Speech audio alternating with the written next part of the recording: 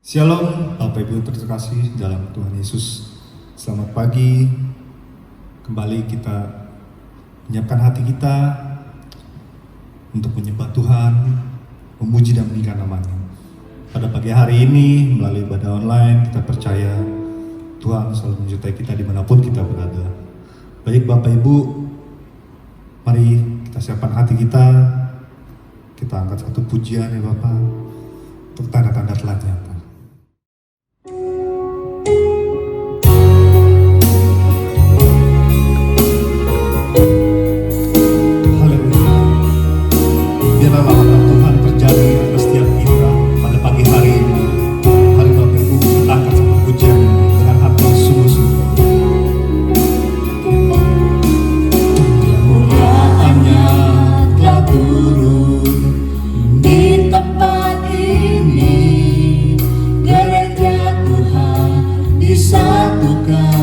Genapi firman-Nya, kemuliaan-Nya dinyatakan atas segala bangsa. Lawatan Tuhan terjadi di sekali kita adalah kemuliaan Tuhan. Kemuliaan-Nya telah turun di tempat ini. Gereja Tuhan disatukan, genapi firman-Nya, kemuliaan-Nya dinyatakan atas segala bangsa. Lawatan Tuhan terjadi di sini. Kuasa-Nya dicurahkan, berkat-Nya dilimpahkan, penuaian yang besar sungguh terjadi. Segala bangsa akan datang menyembah Yesus Tuhan. Kemuliaan Tuhan telah turun.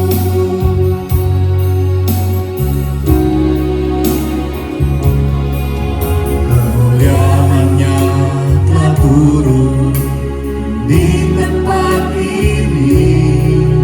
Gereja Tuhan disatukan, genapi firman-Nya, kemuliaan-Nya dinyatakan atas segala bangsa. Lawatan Tuhan terjadi di sini. Kuasa-Nya dicurahkan, berkat-Nya dilimpahkan, penuaian besar sungguh terjadi. Segala bangsa akan datang menyembah Yesus Tuhan. Kemuliaan Sekali kita katakan kuasa-Nya dicurahkan. Kuasa-Nya dicurahkan, berkat-Nya dilimpahkan, penuaian besar sungguh terjadi. Segala bangsa akan datang menyembah Yesus Tuhan. Kemuliaan Tuhan telah turun. Kemuliaan Tuhan telah turun. Sekali lagi katakan kemuliaan Tuhan telah turun. Kemuliaan Tuhan telah turun. Haleluya, haleluya. Beri tepuk tangan untuk Tuhan Yesus. Haleluya. Terima kasih Bapak. Mari Bapak Ibu, Saudara-saudara, kita siapkan hati kita untuk menyambut kebenaran firman Tuhan. Mari kita angkat satu lagu pujian dengan sungguh-sungguh. Besar dan ajaiblah karya. Haleluya. Mari Bapak Ibu, kita angkat pujian ini sebelum kita mendengarkan firman Tuhan.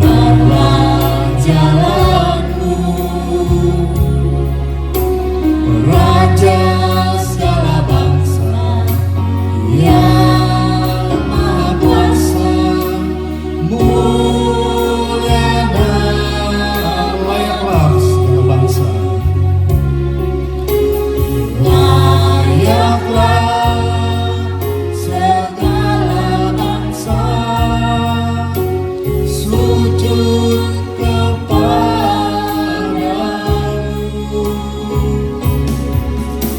sebab Kau Allah yang kudus, layak disembah, layak disembah,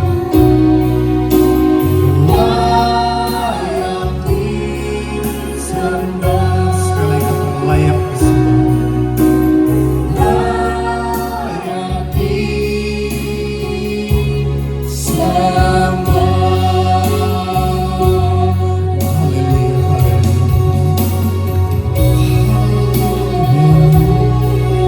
Haleluya, haleluya. Terima kasih Yesus, Engkau layak disembah, Engkau layak kami tinggikan Tuhan selama-lamanya.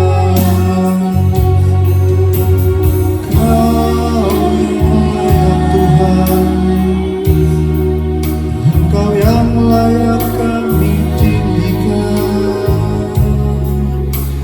Haleluya, haleluya, haleluya.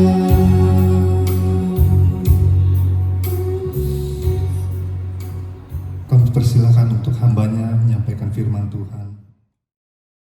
Mari kita berdoa untuk firman Tuhan hari ini. Bapa, kembali kami bersyukur ya Tuhan, karena kami tahu Engkau Bapa yang baik. Engkaulah yang kami puji, kami sembah untuk selama-lamanya. Engkau layak terima pujian kami hari ini.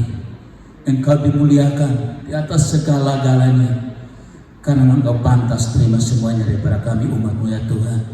Terima kasih Bapa. Tiba saatnya kami akan duduk diam untuk dengarkan sabda firman-Mu ya Tuhan. Kami perlukan firman-Mu ya Tuhan hari ini, karena firman-Mu adalah kekuatan buat kami. Firman-Mu yang menghiburkan kami, firman-Mu yang menyediakan jalan keluar bagi persoalan kami hari-hari ini. Terima kasih Tuhan, berbicaralah kepada kami, urapi kami ya Tuhan, singkapkan seluruh kebenaran Tuhan, sehingga kami semua diberkati, baik hamba-Mu juga seluruh jemaat-Mu yang ada di rumah saat ini. Terima kasih Bapa, terima kasih Tuhan. Dalam nama Yesus kami berdoa. Haleluya, amin. Salam. Kembali kita akan belajar firman Tuhan hari ini, dan langsung saja saya mengajak kita untuk membuka firman Tuhan dari 2 Korintus pasal yang keempat.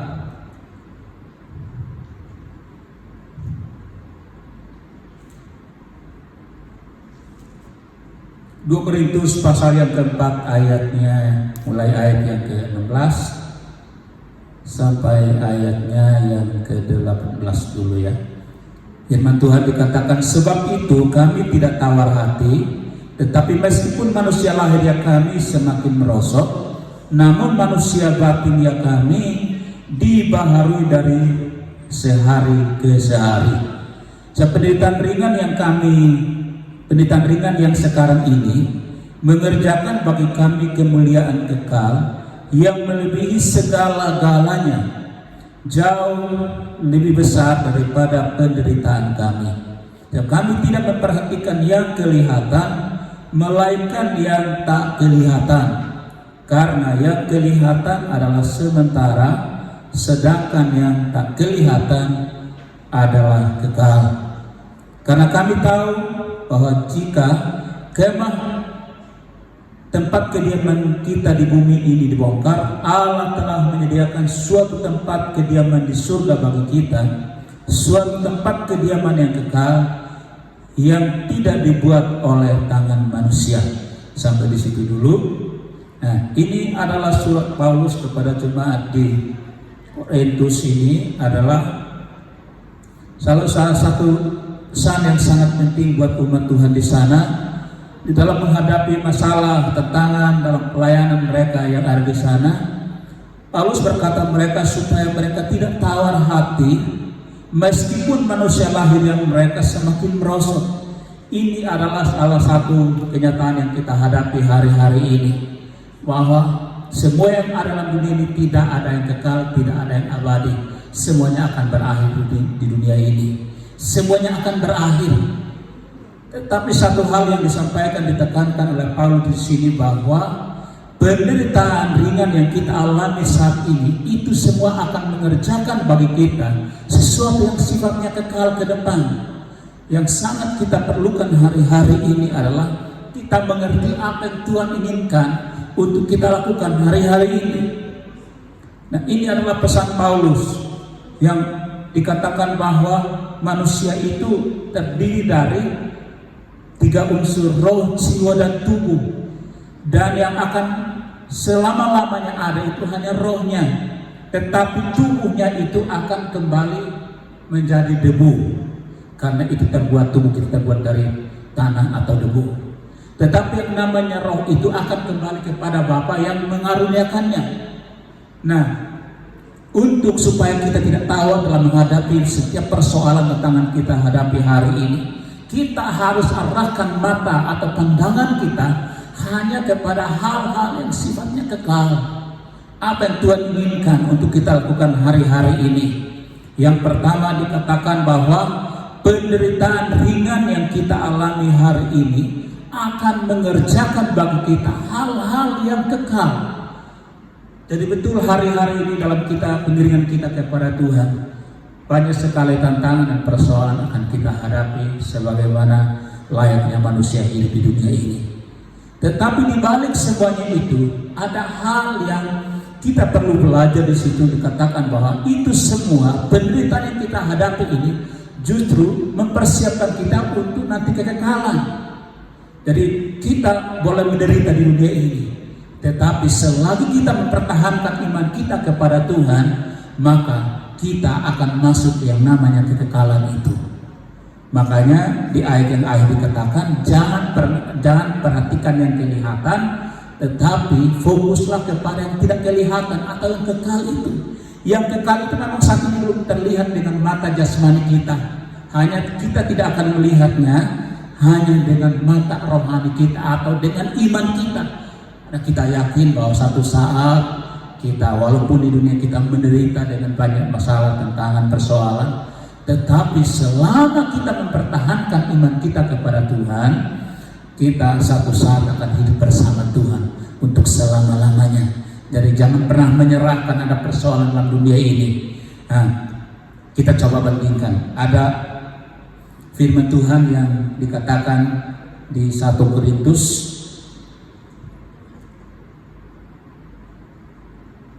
inilah ayat-ayat favorit kita, mungkin kita semua ya. 1 Korintus 10 ayat ke-13 dikatakan bahwa pencobaan-pencobaan yang kamu alami ialah pencobaan-pencobaan biasa yang tidak melebihi kekuatan manusia. Allah setia dan karena itu Ia tidak akan membiarkan kamu dicobai melampaui kekuatanmu. Pada waktu kamu dicobai, Ia akan berikan kepadamu jalan keluar sehingga kamu dapat menanggungnya. Dikatakan tadi Paulus katakan di 2 Korintus 4 bahwa penderitaan ringan artinya ini pencobaan yang biasa. Tetapi kenapa manusia katakan bahwa masalah saya sangat luar biasa? Karena apa? Dia hanya memfokuskan dirinya kepada masalah itu. Dia tidak melihat kuasa yang bekerja, kuasa Tuhan yang mau bekerja melalui masalah yang dia hadapi. Dia hanya fokus, masalah saya itu berat. Dia lupa bahwa yang menyertai dia itu Allah yang punya kuasa baik di surga dan di bumi ini.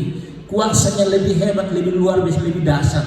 Tapi oleh karena dia fokuskan dirinya kepada masalah, dia merasa bahwa persoalan saya berat, persoalannya luar biasa. Jadi seolah-olah masalahnya lebih besar daripada Allahnya, sehingga kita akan menganggap ini bukan lagi masalah yang biasa seperti firman Tuhan katakan, tetapi menjadi penderitaan yang luar biasa atau pencobaan yang luar biasa. Jadi itu membuat menekan iman kita. Ya, kita tidak lagi ingat kepada firman Tuhan, tidak ingat lagi kepada Tuhan bahwa kita punya Allah yang luar biasa. Saat kita datang kepada Dia Dia mengambil alih setiap persoalan kita. Kita lupa bahwa Allah kita sanggup. Segala penderitaan kita sudah Tuhan selesaikan. Kemenangan sudah Tuhan sediakan buat kita ketika Tuhan ada di atas kayu salib. Dia katakan semuanya telah selesai, sudah selesai. Artinya setiap persoalan kita termasuk kematian sekalipun Tuhan sudah selesaikan semuanya. Tinggal kita menikmati itu, tetapi tergantung dari pola pikir kita yang perlu diubah. Ketika kita memandang satu persoalan sebagai masalah yang luar biasa, maka kita merasa bahwa kita tidak berdaya apa-apa. Ya memang dan kekuatan kita sebagai manusia kita akan tidak berdaya apa-apa.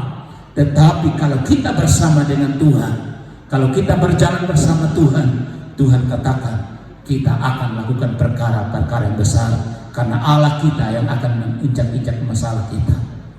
Dari poin yang pertama yang kita perlu belajar hari ini, mari kita lihat penderitaan yang kita alami hari ini adalah penderitaan biasa, seperti katakan dalam 1 Korintus 10 tadi ayat ke-13. Penderitaan yang biasa, tidak melebihi kekuatan iman kita kepada Tuhan. Jadi mari kita ubah pola pikir kita, mindset kita, sesuaikan dengan firman Tuhan. Kalau Tuhan katakan bahwa itu pencobaan biasa, mari kita belajar. Kita mau katakan persoalan ini masalah yang kau tidak bisa menguasai saya lagi, karena aku punya Allah yang luar biasa. Aku punya Yesus yang hebat, yang sanggup menyediakan saya jalan keluar. Engkau tidak bisa menguasai pikiranku lagi. Kita berkata-kata karena apa? Dalam perkataan kita sebagai orang percaya dikatakan bahwa ada kuasa. Kita diberikan kuasa oleh Tuhan. Kalau kita perhatikan di kata Kisah Rasul 1:8, kita akan terima kuasa kalau Roh Kudus turun atas kita. Saat kita terima kuasa daripada Roh Kudus itu untuk menginjak musuh kita, dan kuasa itu memampukan kita untuk berjalan di tengah-tengah persoalan yang kita hadapi hari-hari ini. Jadi mari kita melihat setiap persoalan kita adalah persoalan dan penderitaan biasa yang tidak melebihi kekuatan kita sebagai manusia. Dan yang kedua, dikatakan bahwa kita kembali kepada 1 Korintus 4 tadi, 2 Korintus 4 tadi dikatakan bahwa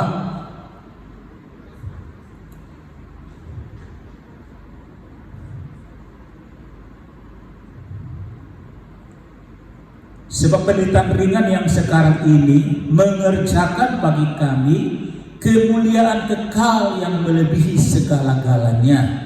Jadi penderitaan yang kita alami hari-hari ini mengerjakan sesuatu yang kekal. Ini Tuhan sedang, dengan adanya persoalan itu, Tuhan sedang menguji iman kita.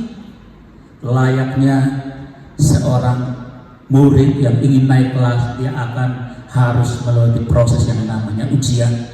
Demikian juga kita sebagai orang percaya, kalau kita mau lulus, mau naik level iman kita dalam pengiringan kita kepada Tuhan, maka satu hal yang akan kita lalui adalah namanya ujian di dalam pencobaan itu. Di situ akan terjadi pemurnian. Iman kita yang tadinya lemah, dari iman kita yang tadinya mungkin nilainya 5, naik level menjadi 6. Kalau kita lolos dari persoalan itu, kita bisa bertahan di dalam masalah itu. Bahkan kita bisa berjalan di tengah masalah itu karena Tuhan sendiri yang memampukan kita. Makanya Paulus katakan di sini bahwa penderitaan ini akan mengerjakan bagi kita kemuliaan kekal. Jadi di balik masalah yang kita hadapi ada hal-hal yang kekal yang ingin Tuhan kerjakan melalui masalah yang kita hadapi hari-hari ini. Jadi jangan pernah menyerah di tengah persoalan, tapi percayalah di balik masalah persoalan yang kita hadapi ada berkat besar, ada berkat rohani. Disitulah iman kita naik level. Kita yang tadinya mungkin bayi rohani, kita menjadi orang-orang dewasa rohani dalam Tuhan.